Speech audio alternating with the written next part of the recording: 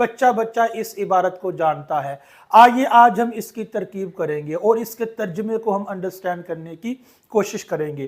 تو ترکیب اس کی کیا ہے؟ یہ بعض اوقات کوسچنز آتے ہیں، کومنٹس میں سوال آتے ہیں جس میں لکھا ہوتا ہے کہ اس کی ترکیب کر دیجئے، لا حول ولا قوت الا باللہ۔ تو آئیے ہم اس کی ترکیب کرتے ہیں۔ آپ سب کو پتہ ہے کہ یہ جو لا حول میں لا ہے یہ لا نفی جنس ہے، لیکن اس کی ترکیب تھوڑی سی ڈیفرنٹ ہے۔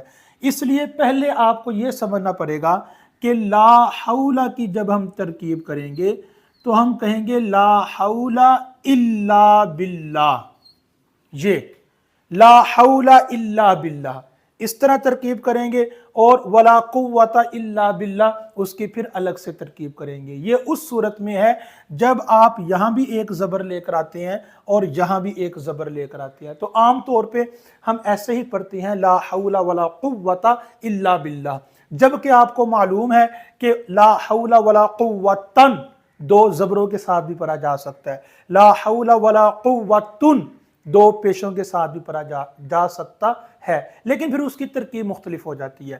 تو ہم ایک ہی ترکیب کریں گے لا حول ولا قوت، زبر زبر کے ساتھ۔ تو اس صورت میں ہم کہیں گے کہ لا حول یہ اصل میں ہوگا لا حول الا باللہ۔ تو یہ لا نفی جنس ہے، اور لا نفی جنس کے بعد حولا یہ اسم ہو گیا لا نفی جنس کا، الا ہو گیا حرف استثناء، آپ کو پتہ ہے الا حرف استثناء ہے، اور با ہم کو معلوم ہے کہ یہ جار ہے اور اس میں جلالت یہ کیا ہے؟ مجرور۔ تو جار اپنے مجرور سے مل کر یہ جار اپنے مجرور سے مل کر یہ ہو جائے گا ظرف مستقر، کیونکہ ہم نے پیچھے جو اس کا متعلق ہے وہ ہم نے محذوف ماننا ہے۔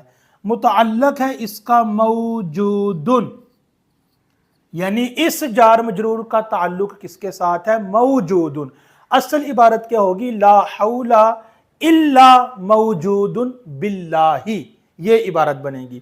تو جار مجرور یہ ظرف مستقر ہوا موجودن کا، موجودن میں ہوا ضمیر ہے نائب الفاعل، تو موجودن اسم فاعل اپنی ہوا ضمیر نائب الفاعل اور ظرف مستقر سے مل کر شبہ جملہ اسمیہ ہو کر یہ لا نفی جنس کے اسم کی ہوگی خبر۔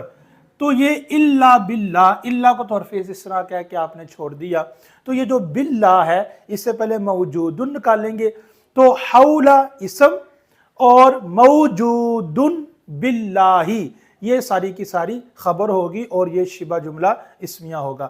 سیم یہی ترکیب لا قوت الا باللہ کی ہے، یہ ترکیب آپ کومنٹس میں کریں گے۔ ہاں فرق آپ نے یہ رکھنا ہے کہ یہ حولا یہ مذکر ہے اور یہ قوتا یہ مؤنث ہے۔ تو اب آپ نے دیکھنا ہے کہ یہاں باللہ سے پہلے آپ موجودن نکالیں گے یا آپ موجودتن نکالیں گے، تو اس کا آپ نے خیال رکھنا ہے۔ جو ترکیب لا حول الا باللہ کی ہے ایگزیکٹ وہی ترکیب اس کی ہے۔ ترجمہ کیا ہے؟ بعض اوقات طلبہ ترجمہ پوچھ لیتے ہیں، چھوٹے چھوٹے بچے ترجمہ پوچھ لیتے ہیں، آپ کے گھر والے ترجمہ پوچھ لیں گے۔ لا حول ولا قوت الا باللہ کا جو با محاورہ ترجمہ ہے وہ یہ ہے، لا حول کہ گناہوں سے بچنے کی طاقت نہیں الا باللہ مگر اللہ کی توفیق سے، ولا قوت الا باللہ اور طاعت کرنے کی فرما برداری کرنے کی قوت نہیں الا باللہ مگر اللہ کی توفیق سے۔